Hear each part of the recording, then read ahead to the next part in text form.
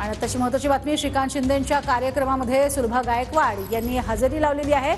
सुलभा गायकवाड या आमदार गणपत गायकवाड यांच्या पत्नी आहेत। गणपत गायकवाड यांनी शिंदे गटाच्या महेश गायकवाड यांच्यावरती काही दिवसांपूर्वीच गोळीबार केला होता। त्यानंतर गणपत गायकवाड यांनी मुख्यमंत्री एकनाथ शिंदेंवर गंभीर स्वरूपाचे आरोपही केले होते। आता मात्र आपण बघतोय गणपत गायकवाड यांची पत्नी सुलभा गायकवाड यांनी श्रीकांत शिंदेंच्या कार्यक्रमाला हजेरी लावली आहे। तर या कार्यक्रमाला महेश गायकवाड देखील उपस्थित आहेत। तर यापूर्वी आपण बघितलेलं होतं वैशाली दरेकर यांच्या सुद्धा कार्यक्रमासाठी त्या पोहोचलेल्या होत्या आणि आता श्रीकांत शिंदे यांच्या कार्यक्रमात देखील त्या उपस्थित आहेत।